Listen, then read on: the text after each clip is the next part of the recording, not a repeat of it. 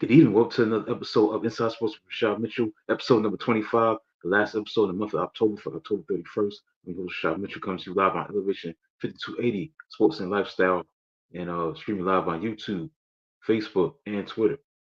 We back once again for the final episode in the month of October. Let's get into it, man. The baseball season has concluded last night as the Los Angeles Dodgers are back on top. The baseball world winning in 5 games, winning 4 games to 1, winning 7-6. They had to come back from behind, do it the hard way to get this thing done, and they was able to get it done. Well, you would think that if you're a Yankee fan, the Yankees was up 5-0. You think that it was going to be a done deal where he was going to be playing a game 6 in LA, but give credit to the LA Dodgers. But it all started with the rally when Aaron Judge dropped the team fly ball, and that's what opened up the doors, the floodgates for this lineup. It was one of the best probably in history of baseball. They so dominant, and just know how to capitalize on people's mistakes. And the catalyst obviously was Freddie Freeman. He was the MVP, but other guys stepped up.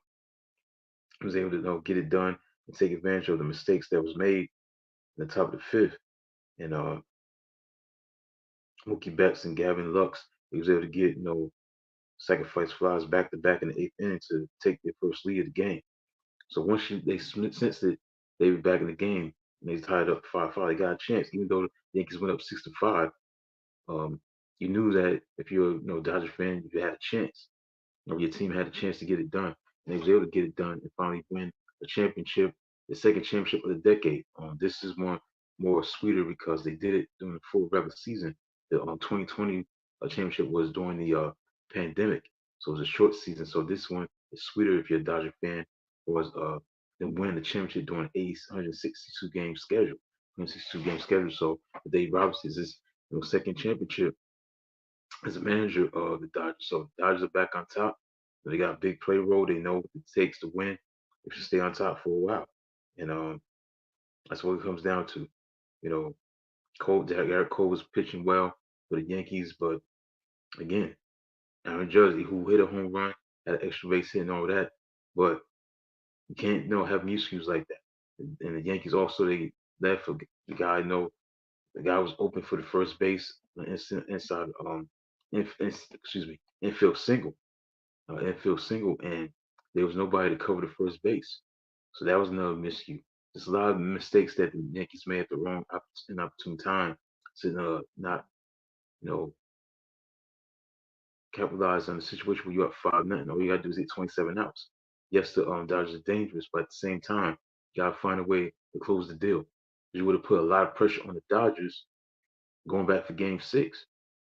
You know what I'm saying? You never know. Yankees handled their business, win Game 6. Now you got Game 7. Got epic Game 7 against these two Blues. And also, this series was not, what we thought it would be. I thought it would go 7 games. I thought it would be a classic series, and obviously it wasn't. It was anticlimactic. Yesterday's comeback was a great comeback. You know what I'm saying? It was the best comeback ever for a team in an elimination game for us, like clinching a championship in baseball history because it was down 5-0. It was 5-zip. And they were the first team ever, the Dodgers, to use 8 pitchers in a World Series clinching win. Also, they were the first team to win the World Series despite hitting 3 fewer home runs than their opponent in the clinching game.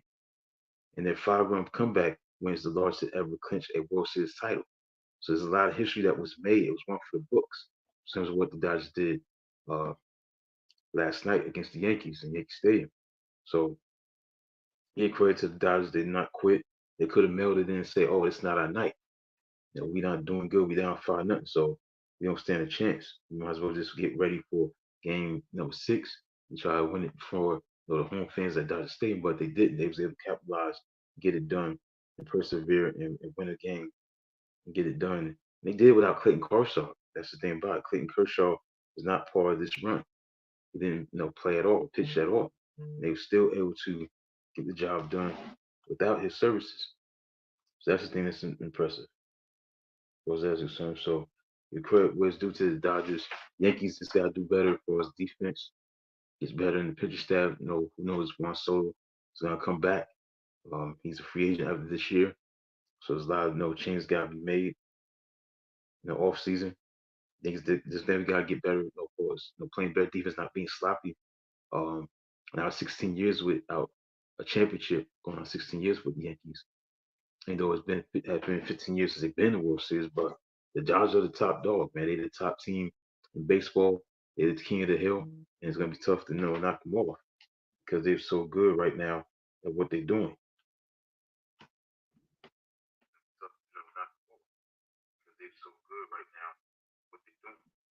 Yeah, so that's the thing about it, man. They're definitely a team got to deal with in the years to come.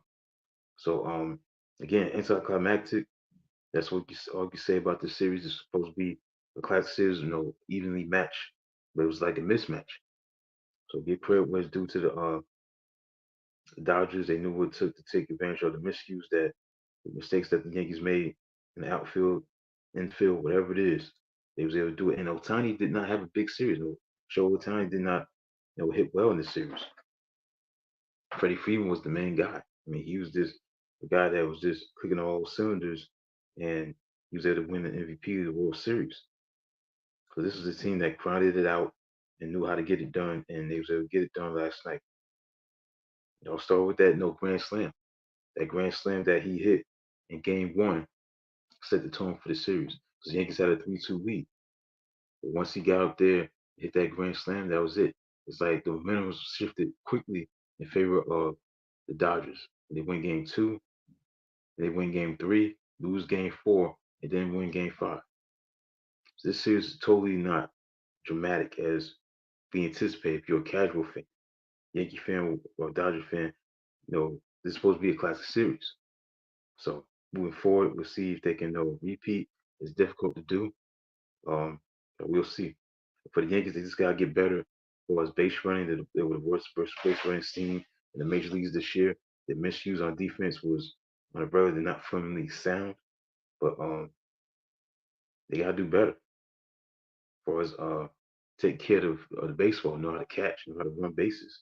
I mean, Aaron Judge, for him to drop a fly ball, a routine flyout, was no, that's first era of his career. I mean, of the year, first era of the year. Came in the opportune time to drop the ball like that. You up 5-0, and you drop a ball. That was his first error of the year, regular season or postseason. So this was just a terrible job by um, Aaron Judge to do that. He got to do better in the postseason. He's a great slugger. That like he's gonna win an MVP in the American League. That don't mean nothing if you don't get done in the postseason. When you play for the Yankees, it's about championships. I'm saying you gotta win championships. That's what it's about. It's not about what you do in the regular season, what you do in the postseason. He did not come through. Then you look at Anthony Volpe, couldn't make an accurate throw to third base. Garrett Cole, even though he pitched well, didn't cover the first base. That should have been an ending round out. Didn't do it. They scored 5 runs. The Dodgers, so they Yankees took the lead, but let it get it away in the eighth inning. So you credit where it's due, man, to the Dodgers, man. Dodgers are one of the best as far as their lineup, man. Their line is so good. But they did it without Otani. Otani did not have make a factor, been a factor in this series, was not a factor um, in the series. And also, it's the Dodgers' uh, eighth championship in franchise history. So, one of the worst losses you're ever going to have for the Yankees in the franchise history. And the thing about it is, despite the Dodgers winning, um, New York Yankees out homered, out hit, and out walked the Los Angeles Dodgers. Yet the Dodgers won the championship. They were just better in close contests than nail biters. So Freeman did his thing. He was dominant. He was clearly the unanimous MVP. First, this is the second title in 5 years. Their first championship in the full season of success since 1988. Because, like I said, that was a short season until 2020 when they won it. So give credit to the Dodgers. They're the champs. They're top of the hill. What else to be said? The Yankees got to get better. They got to sign Soto. They got to find a way to bring him back, and we'll see what happens.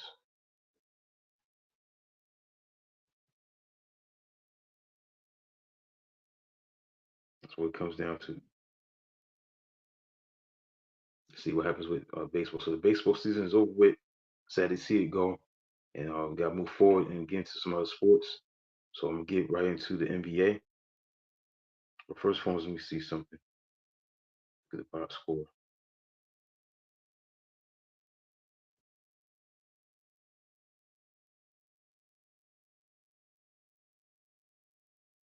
Otani was what 0 for 4, so he hit 230. Betts hit 290. Freeman hit 250. Interesting.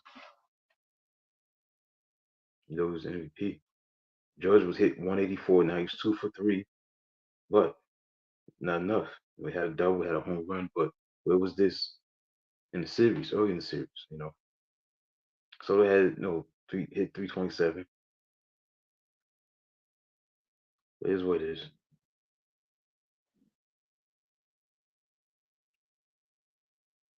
So Shohei Ohtani has his championship, even though he wasn't that much of a factor in the series, but he has a championship. He's a champion.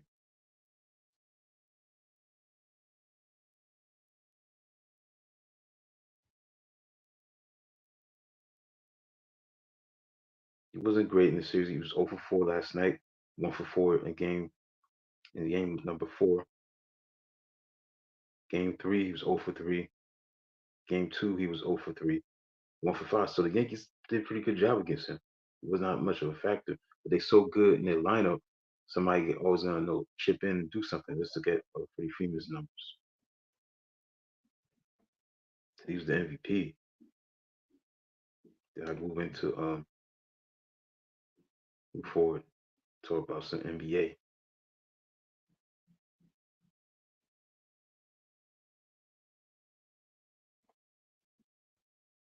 Okay, he was 1 for 4 last night, 1 for 4 in game 4, game 3, 1 for 3, 1 for 4 in game 2, 2 for 5 in game 1. This is the way he is performing in a big spot. That's the thing that stands out about him. He hit a lot of home runs when it was needed. It was key to everything. So that's the thing about him, about Freddie Freeman.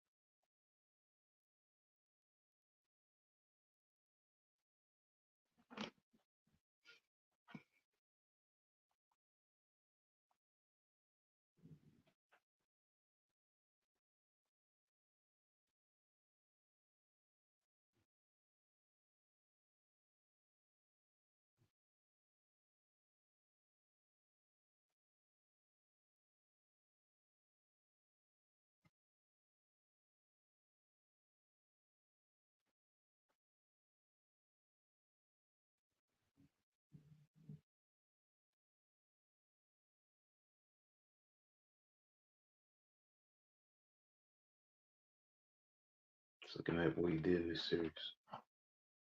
Because he wasn't that good against the Mets. Against the Mets, he was 3 for 18. But against the Yankees, just look at it. I was here a grand slam in game 1.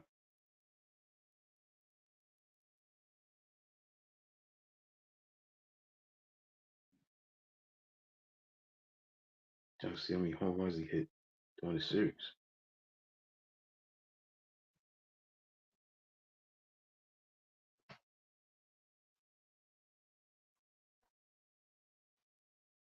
He had a record-setting homer spree, and he did a lot of damage with the home runs that he hit. He wasn't 100%. Obviously, he had to deal with an ankle injury.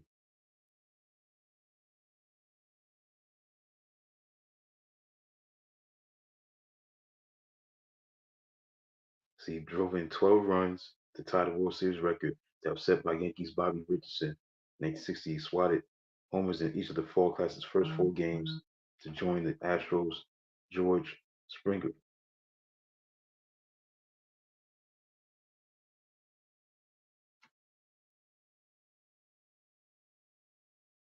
2017, and as the only player to homer in 4 straight games.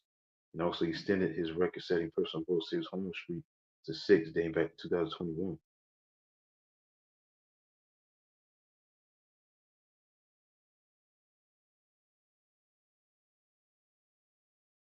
Also, Freeman joined a list of players to win both MVP and World Series MVP in their career. So he joins Freddie Freeman, joins Johnny Bench, Roberto Clemente, Raleigh Fingers, Reggie Jackson, Bob Gibson, Sandy Koufax, Brooks Robinson, Frank Robinson, Pete Rose, Mike Smith, and Willie Stargell.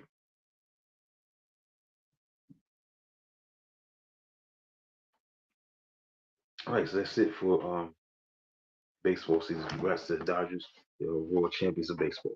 All right, let's get into the NBA. The thing that stands out about the NBA is that how about those Cleveland Cavaliers? You know, they made it to the playoffs last year. They beat Orlando. Then they advanced and lost to Boston in the second round, but they're looking really good right now. So I was on the air obviously last Thursday. Right now, Memphis is blowing out Milwaukee and over in halftime, 70-48. Milwaukee Bucks have not played well. You know what I'm saying? Despite having being in a new season under coach Doc Rivers, they're not off to a good start. They're losing right now 70-48 at halftime against Memphis. And Houston is blowing out Dallas 43-26 with the second quarter with 9:01 to go game. So this is gonna recap what took place last week. Boston beat Washington 122-102. Jalen Brown had 27 points. Um, Dallas beat San Antonio with 120 to 109. Clay Thompson had a big game. He had six, seven 3-point shots. I think he had six 3-point shots in his debut for the Dallas Mavericks. Because now obviously he's no longer Warrior, Golden State Warrior. So he had 22 points in his debut. They had like six threes. And that's what they need from him. That's what he got to bring to the table on a nightly basis. Yeah, six threes in that debut. All right. So I'm just gonna go over the games up until now, what took place, go over the standings, and that be it. Then I'll move on to college football. But it's gonna be a shorter show. Yeah, I'm not reading no books. I don't think I'm gonna do that inside sports show. Much I'm gonna stay away from books. So the format is gonna be what it is. So maybe make for a shorter shows before we'll see. So that's what took place on Thursday. Some of those games: Boston beating Washington, uh, Dallas beating San Antonio.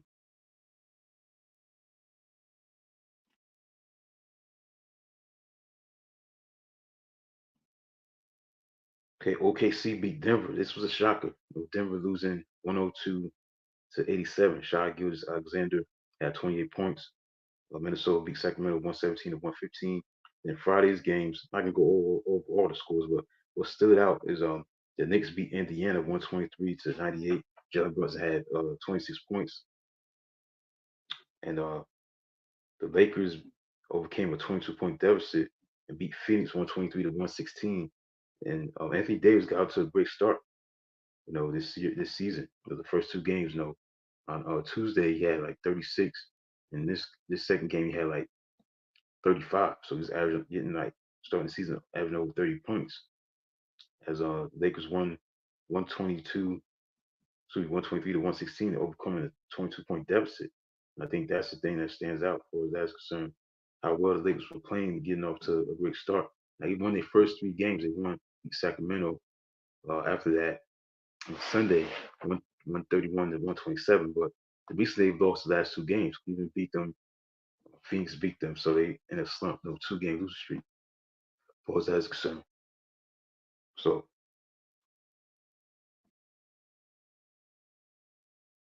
I think they trailed by 22 points, and they was able to come a slow start, win that game, trailing by 22 points.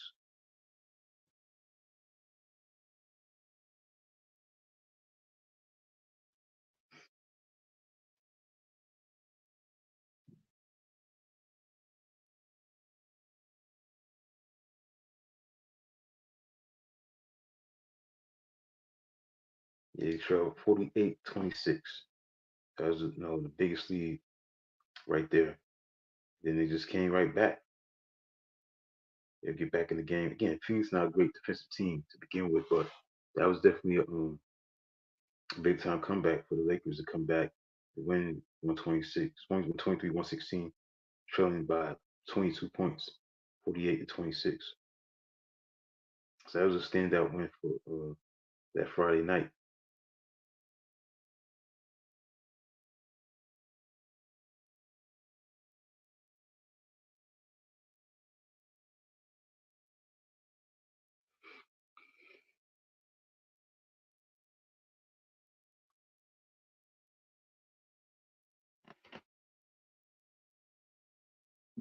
Okay, other standout games from last Friday, not that much. So let's move to Saturday. But then it stands out in on Saturday's slate of games is the Denver Nuggets. They lost their second game in a row to start the season. They started 0-2, losing to the Clippers, man, 109, 104. Norman Powell, people, scored 37 points. So that was a surprising win. Um, what stands out that stood out on Saturday? Well, Phoenix beat Dallas 114 to 102. Kevin Durant hit a milestone. Yeah, that was Saturday. LeBron James and the Lakers played. He played on Sunday. Played on Saturday. LeBron James had 32 points. They won 131, 127. But it was a milestone performance for Kevin Durant as Phoenix beat Dallas because he surpassed 29,000 career points in his career. One of the great scorers of all time. He hit a milestone with the 31 points as they beat Dallas by a score of 114 to 102. That's the game he had scored his career 1,000, 29,000 points. And for guys not big in bulk, it's just a smooth, like he's so slim, but be able to just score at effortless level. I mean, he's averaging 29 points right now for his age. He's what 36. He still has it. Still has the ability to score on people and put up no big numbers for his age. They're 36.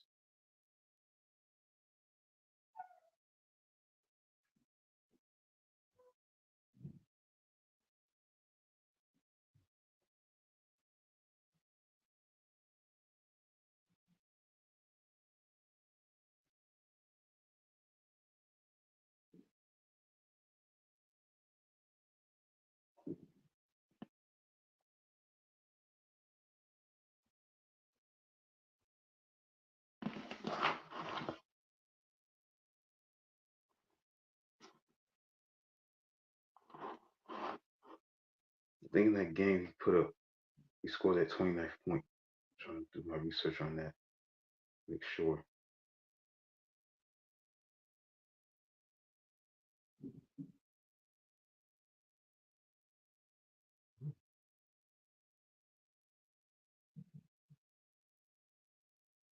Yeah, he surpassed 29,000 points. Became just the eighth player to do so. Only 8 players have scored 29,000 points. That's what he did um, against Dallas in the victory. Yeah, that's what happened. Right. So I'm gonna be correct on that. Averaging 29 points in the game so far this season for the Phoenix Suns. They're 3-1 right now. I think they play the Clippers. I don't know if they played them tonight.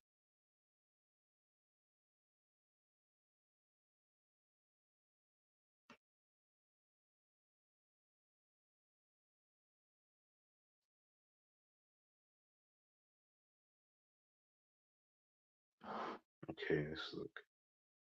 All right, that's it for that. Let's keep moving. The Lakers beat the Sacramento Kings to go 3-0. LeBron James had 32 points as he won 131 to 127. Another team that got off to a slow start, but they had to get a win desperately was Philadelphia 76ers. And still, Joel Embiid and Paul George still have not played yet. Um, but they was able to get a big game by Tyrese Maxey, 45 points as Philadelphia won 118 to 114 in overtime. So that was a big win for them. Milwaukee got upset by Brooklyn 115 to 102. Impressive win right there. Then this past Monday, Orlando beat Indiana 119 to 115. Indiana has not played well this season. Well, Paolo Pachero had 50 points. That got to be the best performance scoring wise of the season for the NBA. Paolo Pachero scoring 50 points as they beat Indiana at home 119 to 115. Boston beat Milwaukee 119 to 108. Jalen Brown had 30 points. Cleveland went to New York, won 110 to 104. Darius Garland had 34 points, and they still undefeated. I think they still undefeated. Phoenix gave the Lakers their first loss of the season. They won 109 to 105. Devin Booker had 33 points. Then Brooklyn played Denver on Tuesday night, and Brooklyn lost in overtime 144 to 139. Nikola Jokic had 29 points.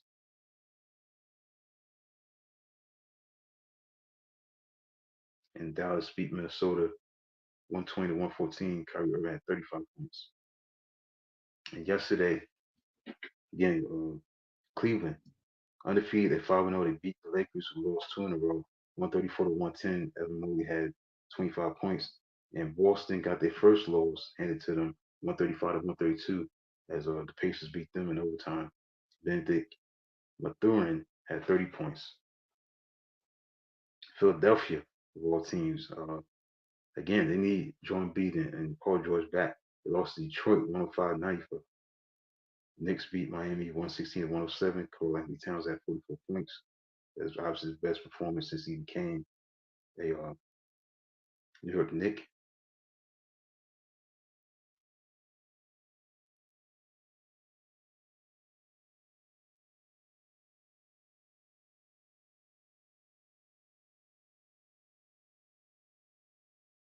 Okay, so I'll go over the standings and move on to college football.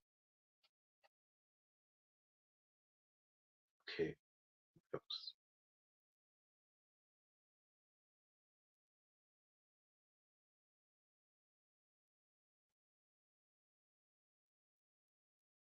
that's basically it. What stood out from yesterday? Right now, you got the Clippers play Phoenix tonight. San Antonio, Utah, Houston, Dallas, Milwaukee, Memphis. Look at the standings right now. See how the standings look.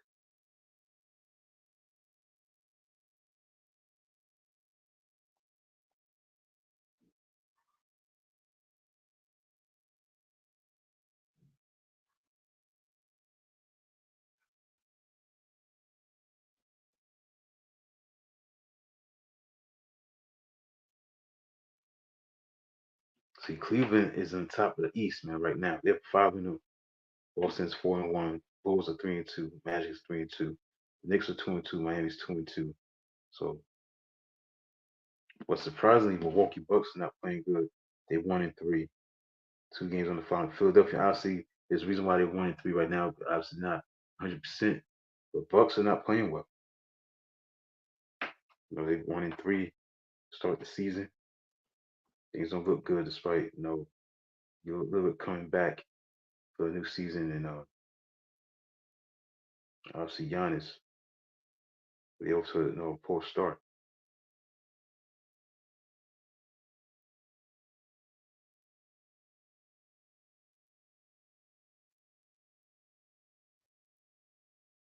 Team's also a slow start.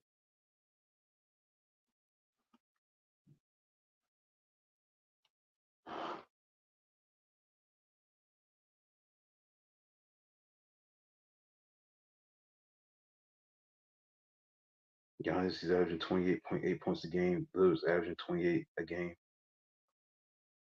So I think with the missing link, they don't have Middleton. I don't think he's healthy. He has not played the game yet. I mean, that's the reason why they probably not playing good. Miss him. I don't see him on the stat sheet the first 4 games. But still, I mean, they're not playing good basketball collectively. So 1-3 right now. Long season, see they can turn it around sooner rather than later. So continue to look at the standings.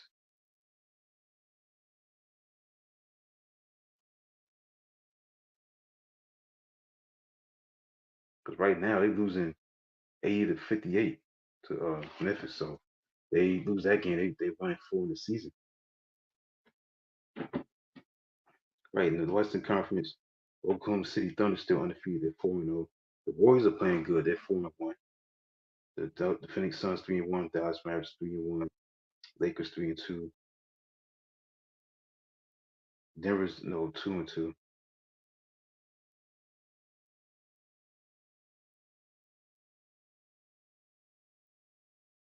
Obviously still early, but that's to look at the NBA. Yeah, right now, yeah, Houston's beating Dallas 53-36. Houston, what their record is 2-2. Dallas is 3-1. Memphis right now they're 2-3, trying to even series up, even the record. So strange. Milwaukee's playing right now. Yeah, very very slump, big slump, big slump. 80-58, third quarter, 7:28 to go. Timeout was called.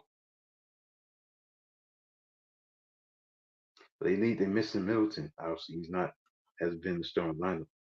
So there's something about that situation. They're not getting it done in defense. Obviously, look at the first 4 games they have not played well defensively.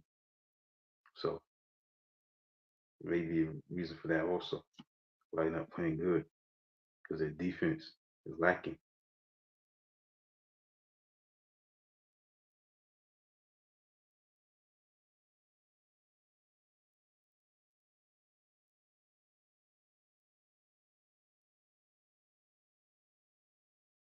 If you look at it, they beat the 76ers 124 to 109. They lost the Bulls 133 to 122. The Nets 115 to 102. The Celtics 109, 108, 119 to 108. So their defense is not getting it done on the defensive end. Right, the reason why they're struggling. But obviously, no Middleton, Chris Middleton. I think that's his name, Chris Middleton.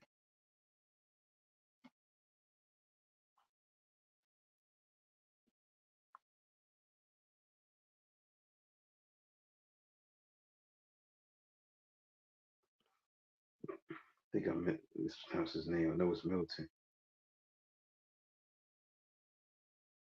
I know it's that Middleton.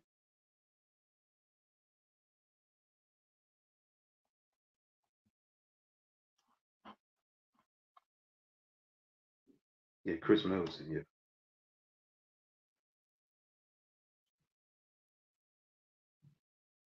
he hasn't played this season yet.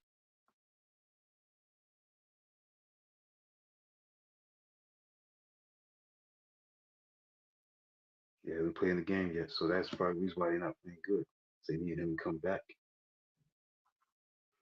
All right. Enough for the NBA. Let's move on to some college football from last week and move forward to this week. What stood out last week as far as the games are concerned? I don't think that was that main upset. I got to double check the recap. Happened last week, but stood out. Okay, Oregon looked really good against Oregon and Illinois. That was a test for Oregon. They was able to win that game, 38-3. They was a score 38-3.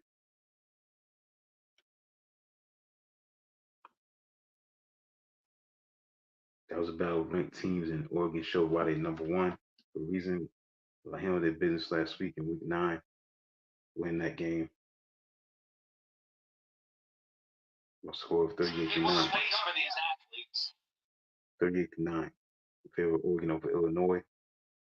Notre Dame, no surprises, beat Navy. That was on neutral field. That was at MetLife Stadium in New Jersey, and they won 51-14. So the Irish are still in it, man. They're in the mix. They ranked in the top 10 now. They was ranking number 12 after a win like this. And that was an impressive win, beating a ranked team. Ohio State barely beat Nebraska, 21-17. Um, Indiana looked really good right now. They 8-0 on the season, ranked number 13, beat Washington. Um, the best season in a long, long time when it comes to Indiana who's football. They 8-0, so they look good right now. BYU beat Central Florida 37-24. Alabama was impressive, shut out Missouri 34-0. Texas won a close one against Vanderbilt 27-24. Miami beat Florida State 36-14. Big win for Texas A&M. Texas A&M playing very well, about 38-23 over LSU.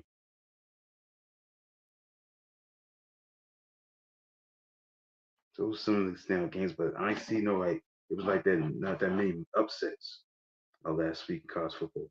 Surprises. Seemed like everybody that was ranked held it down for the most part. There was no upsets. That says, okay, this is a shocker. What I see. All right, so let's move forward to the games week 10. So tomorrow is November 1st. So obviously, once you get into November, now things get more serious because now you get to see who's going to stay in contention for the playoff. This is the stretch run. Once you get to November in college football, the stretch run truly begins. Now you're going to see who's really going to win this championship, who's going to really get into that playoff, who's really going to stand out. Because now once you get to November, you can't lose. Even if you're undefeated, you can't go down. If you got 2 losses, you can't lose. You got 3 losses, you're out if you lose one more game. So it's like once you get into November, it's not no such thing as still it's still early. No, you can't lose. You can't get knocked off. So you got a big game, the biggest game on the docket for November 2nd. As we go into the first Saturday in November in college football, it's Ohio State number 14 against number 3 Penn State. Now Penn State has to show what they get made of against the big boys in the Big Ten. They've had their struggles against Michigan is the Ohio State's of the world. But can they step up and play a big game at home against the Ohio State Buckeyes? They rank number 3 in the country, 7-0, going against Ohio State, who's 6-1. So we're gonna see because Penn State has lost 7 games in a row to Ohio State. They gotta step up, show what they made of. Um, Ohio State is favored by 3 points. Ohio State leads the series 25-14. So what's at stake is the second conference loss by the Buckeyes will likely knock them out of the Big Ten championship consideration and also possibly dent their college football hopes. For the Nittany Lions of Penn State, they got to prove that they can beat the big boys like the Ohio State Buckeyes. They lost 7 straight, and see what happens if they get this victory at home. Now, key to this matchup, keep your eyes on Ohio State's offensive line versus the Penn State's defensive front because the Buckeyes were slowed down last week against the Nebraska defense that had given up 56 points the previous week to Indiana. Now Ohio State faces the Big Ten's second-ranked defense. Ohio State is number 1 on the road in front of 100,000 plus at New Stadium on the road. So 3 years to have to lose to Oregon. Players to watch, keep your eyes on Ohio State linebacker Cody Simon, the graduate student, the defensive captain, is coming off a brilliant performance in the victory over Nebraska. He broke a 4th-down pass at the goal line. Recorded a pair of tackles for loss on the final possession that Nebraska had. And for Penn State, keep your eyes on Tyler Warren, the tight end. Now, who knows if Drew Allar's going to be playing this game? He has an injury.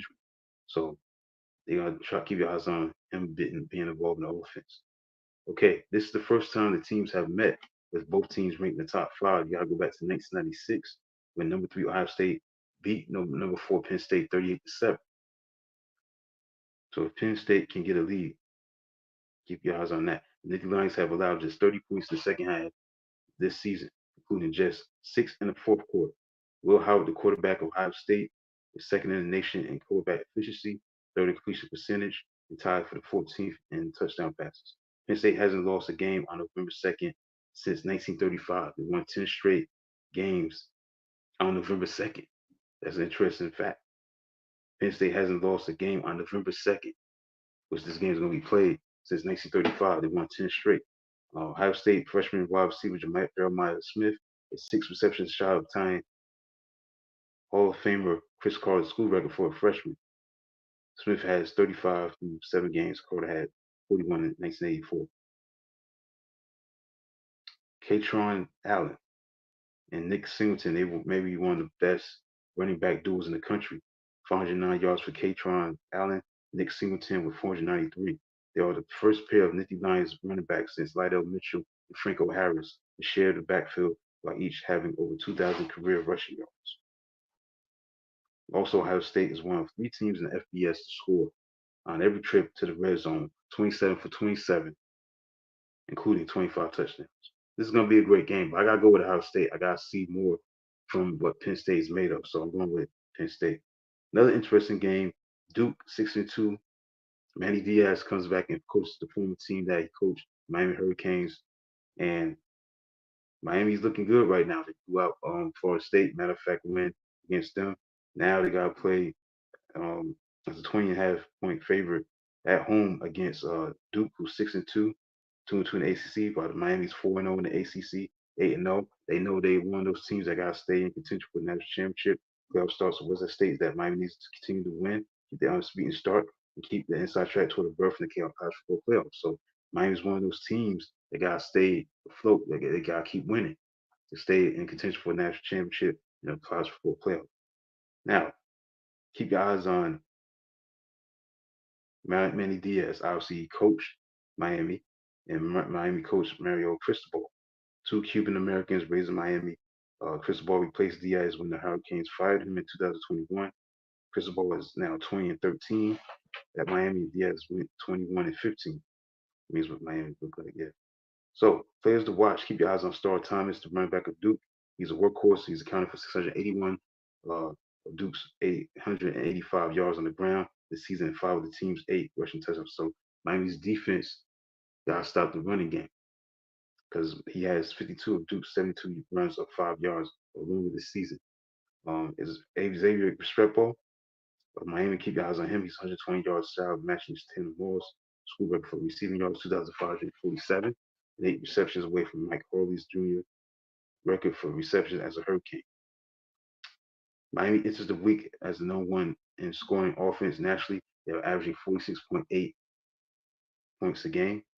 Cam Ward is 25 yards from passing Oklahoma's Landry Jones, 16,646 for fifth on NCAA's all-time all-division passing list. Both teams have won five of the last six games in this series. Miami went 13-1 against Duke from 1983 to 2017, but Duke is 3-2 against Miami since. So since the start of the 2018 season, Duke is 31-2 when holding teams to 21 or fewer points, 10-39 otherwise. Duke is 6-0 when holding teams to 21 or less, 0-2 otherwise. So in the last 48 games that followed a Florida State matchup, Miami is 38-10. Duke is 3-31-2 all time against top five opponents, 0-21 since 1960. Miami is 3-3 in its last six games as a top five team over the last 20 years. It went 45-3 from 2000 to October 30th, 2004 as a top five team, and is 132-18 overall when ranked that high. Duke also has forced 14 fumbles this season, third most nationally entering this week, and is tied for third nationally with a plus 20, plus 12 turnover differential. So Miami, they got to keep their hands on the ball. They got to keep a tight grip on the football so they don't fumble. So that's going to be an interesting game, but I think Miami win it going away. See what other games that stands out. Ohio State, Michigan. Will that be an upset alert? Possibly. We'll see. Ohio State, number one team in the country, played Michigan. They're not ranked. Obviously, they're out of the playoff spot. But Oregon goes into the big house at Michigan as a two-touchdown favorite. Michigan leads the series 3-2. Oregon has a chance to be 9-0 for the first time since 2012. So that's what's at stake with them. Keep your eyes on quarterback Davis Warren against the Oregon's defense. Michigan's passing game has been shaky this season. Um, Oregon ranks among the nation's leaders in passes broken up, opponent passer rating, passing yards per game, and sacks. Keep your eyes on Warren, Davis Warren for Michigan, Dylan Gabriel for Oregon. Keep your eyes on them. Oregon is 7-1 as a top-ranked team. The Ducks, who beat then number two Iowa State by 1 point, have routed five of their last six opponents, including number 20 Illinois 38-9. Michigan is 3-16-1 against number one teams, with his last win in 1984 against Miami. So it's been a long time since Michigan's beaten the number one team. 3-16-1 lifetime against number one teams. His last win against the number one team got to go back 40 years ago, 1984 against Miami. That's an interesting stat. That's Michigan. They struggle against number one teams. Florida plays Georgia. Interesting. I think Georgia will win. Could be an upset up with Louisville and Clemson. That could be Interesting. SMU and Pittsburgh. That could be a good. That's a good game right there. Pittsburgh is undefeated, 7-0 against SMU, who's 7-1 out for the ACC. ACC. So that's some of the games to keep your eyes on.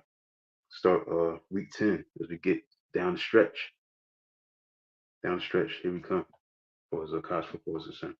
All right, let's get into the National Football League quickly. Then I get into my 50th anniversary of Ali Foreman. Yesterday was the 50th anniversary of the fight in Africa. So, as far as the NFL is concerned, this is a game going on right now with 4 seconds to go.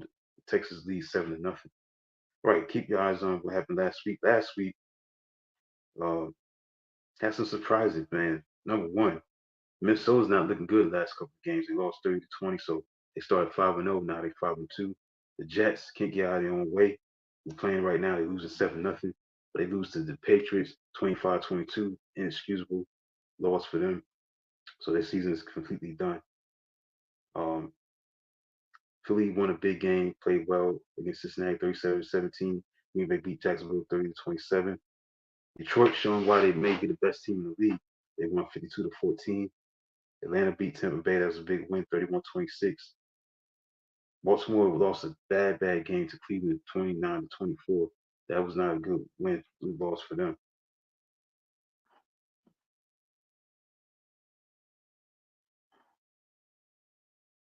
Houston beat Indianapolis 23-20.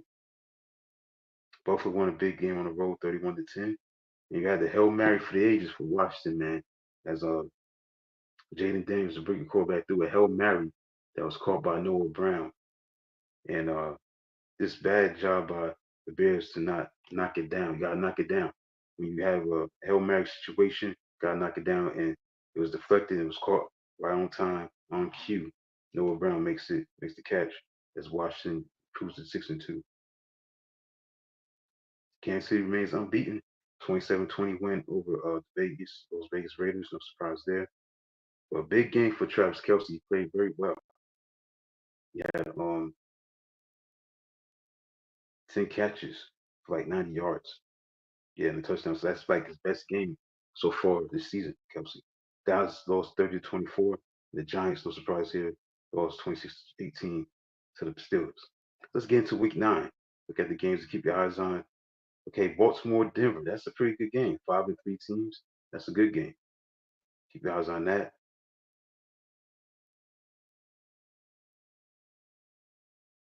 Maybe Arizona, Chicago. Interesting game. The best game, make a case, obviously, is the best game by far. Definitely.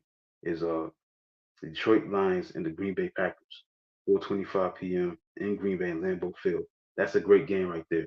That division has become the toughest division in football in the NFC North. Detroit, Green Bay, Minnesota, and you got Chicago. That's the toughest division by far. You look at the standings. So those games to keep your eyes on for as a concern. So that's it for that. We get into we look back at the 50th anniversary of the fight in Africa between Muhammad Ali and George Foreman because yesterday marked the 50th anniversary of that fight, October 30th, 1974. And look at the standings, man. Like I said, it's very mediocre, especially in the NFC West. 4-4 Arizona, 4-4 San Francisco, 4-4 Seattle, and the Rams are 3-4. So that's a very tight division. NFC South can come down to obviously Atlanta and Tampa Bay, but this division in the NFC North is the toughest. Detroit 6-1, maybe the best team in the league. Green Bay 6-2, Minnesota 5-2, Chicago 4-3. You look at the NFC East, it looks like it's going to come down to Washington and Philadelphia. Washington 6-2, Philadelphia is 5-2. Wow, bad news for you're a fan of the Orlando Magic. Breaking news: Paolo Banchero, who scored 50 points against the Pacers, has been diagnosed with a torn right oblique. He's sidelined indefinitely, according to ESPN. Now, this guy, had a big game this past week for Orlando, scoring 50 points.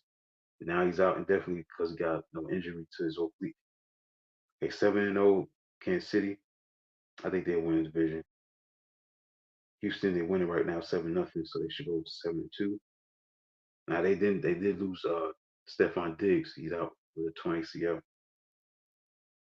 Pittsburgh and Baltimore, tough division right there between those two teams. See who wins that out. And then you look at the AFC East, man. This is a foregone conclusion. Buffalo should win that division easily. The only team with the winning record. Everybody else got a losing record. Yeah, that's the breaking news, man. Payola Petrero, he's out definitely. Injured oblique. He played well this past was that Monday. He had 50 points against Indiana. 50 points.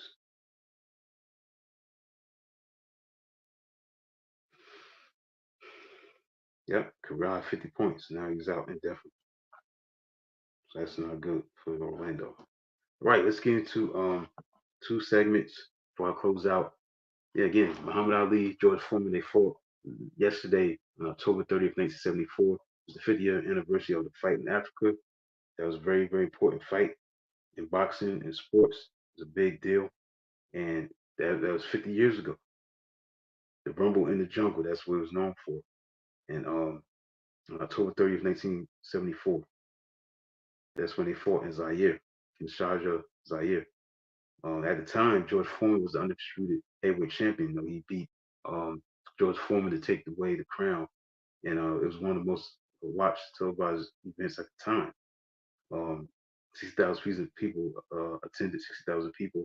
Ali won by knockout. And this fight was known as the rope dope because only thing Ali did is just lay back on the ropes and then see if he could tire out Foreman. Once he tired him out, he knocked him out. So that's what it was about. And it was a big upset. It was a big event because it was arguably the greatest sporting event of the 20th century. That's how big that fight was. That's why I wanted to talk about it on the show Inside Sports about Ali and Foreman because it was such a big deal, and rightfully so. And it was viewed as a major upset. Ali was an underdog. He's a 4-1 underdog against the heavy hitting Foreman. He was very menacing with his punches. And the fight is famous for Ali's introduction of the rope dope tactic. And that's what he used as a fighting technique.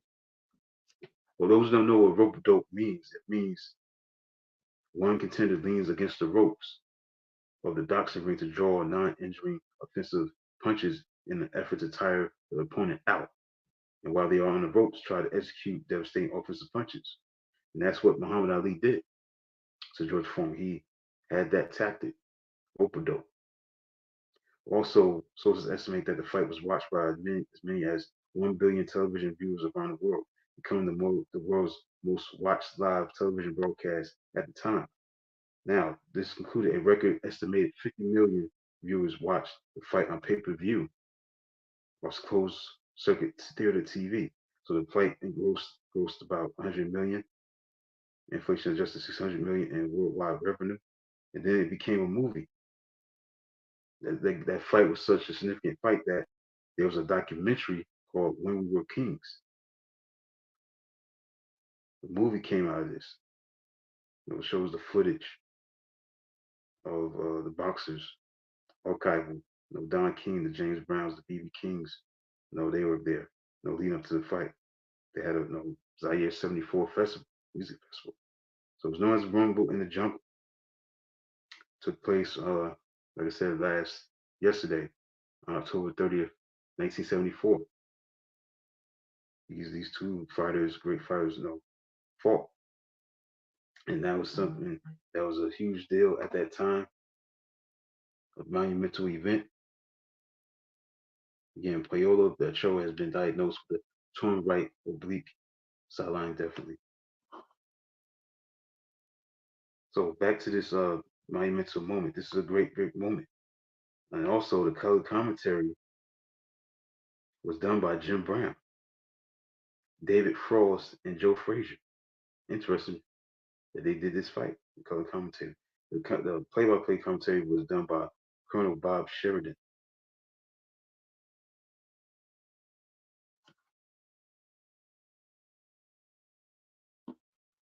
Yep, the Rumble in the Jungle, man.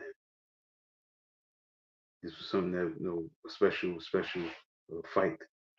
And Ali was the champion once again. You know, as an underdog at that time.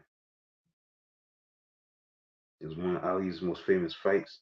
It's up there with the fight of the century against Joe Frazier and the Thriller in Manila. Another thing interesting about this fight is that I'm gonna go over 10 o'clock. There's some controversy with this fight. According to George Foreman after the fight, he questioned the legitimacy of the fight and its result. He made several allegations against Ali as trainer and the referee. Foreman claimed first that Ali's trainer, Angelo Dundee, deliberately loosened the ropes of the ring days prior to the fight to aid in Ali's rope-a-dope strategy, though this has never been confirmed. Also, Foreman further insists that his water had been drugged and it tastes like medicine. He went on to say that the water he was given in between rounds made him dizzy and droopy throughout the fight, a claim that was lost to time, ultimately never confirmed. But Foreman claimed that he had been given a quick count by the referee. This would ultimately be disproven, as when later time Foreman was on the canvas for approximately 11 to 12 seconds.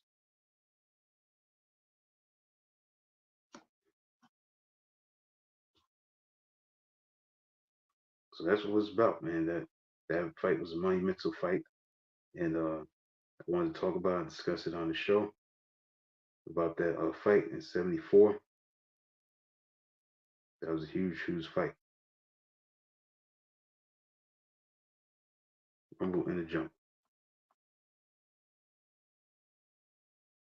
Foreman and Ali. So we want to talk about that. So quickly, let's get to on this day in sports history. For October 31st, the last day of the month. Let's get into that.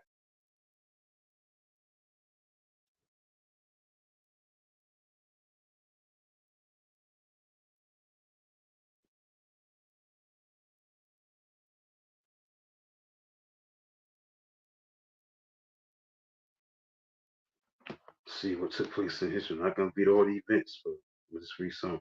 Okay, we're gonna start with October 31st, 1900. American League President Van Johnson writes to National League President Nick Young seeking peace.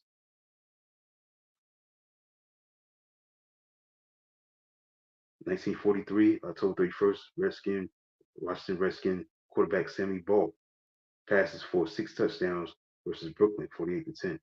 On October 31st, 1950, the Big Cat, Earl Lloyd, became the first African American to play a game in the NBA, scoring 6 points on debut for the Washington Capitals. October 31st, 1967,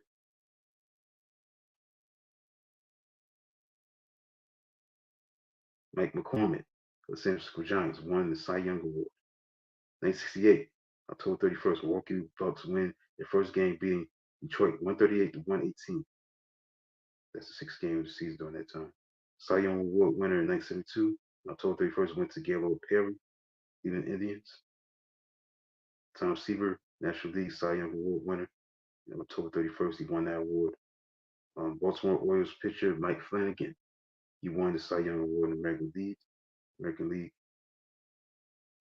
October 31st, 1988, the first Monday night NFL game that was played in Indianapolis where the Colts beat Denver 55-23.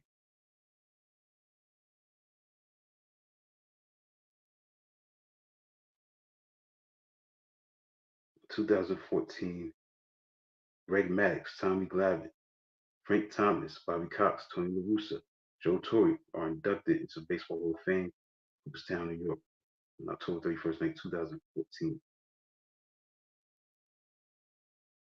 That's it.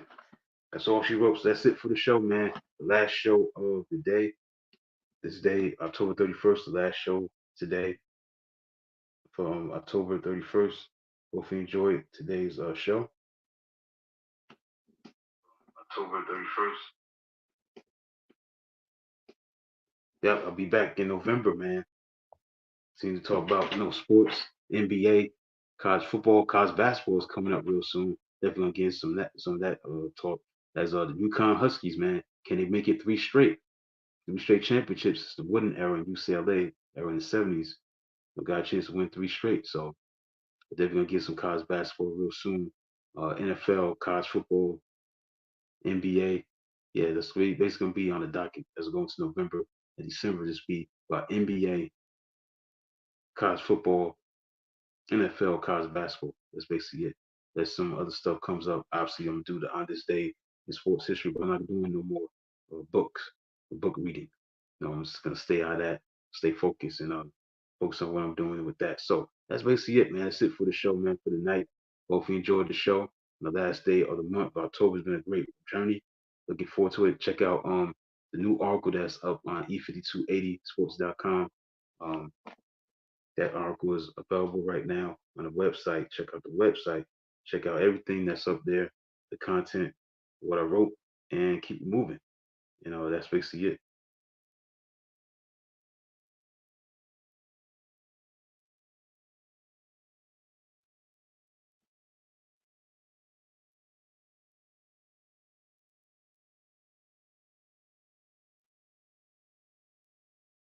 The week that was, I talked about college football, week 8, NFL, World Series preview. I talked about the NBA opening week, stuff like that. So I definitely gonna be writing about the World Series recap as the Dodgers won the championship, and that's it. Let's basically briefly talk about the series, what took place, and that's basically it. So being on the lookout with that. Sometime next week that'll be on the website. So check out the latest article that I wrote on e52asports.com. So we kept the NFL, uh, college football, World Series preview. I did a preview, and I did the NBA opening week. Look at the games that opened the week last week. So that's it for the show, man. For episode number 25, the 25th episode of Inside Sports with Rashad Mitchell. It comes on every single Thursday night from 9 p.m. to 10 o'clock p.m. Eastern Standard Time, streaming live on YouTube, Twitter, and Facebook. Facebook, YouTube, and Twitter. Those are streaming sites, streaming places where you can tune into the show. You don't have to go just to Facebook. You go all over the place, if you want. But those are the platforms where the show is on YouTube, Twitter, and Facebook. YouTube, Twitter, and Facebook. So that's it for the show. Until then, talk to you next time, next month in November at 9 p.m. Eastern Standard Time on Elevation 52A Sports and Lifestyles. Until then, talk to you next time, next Thursday night at 9 p.m. Have a good night.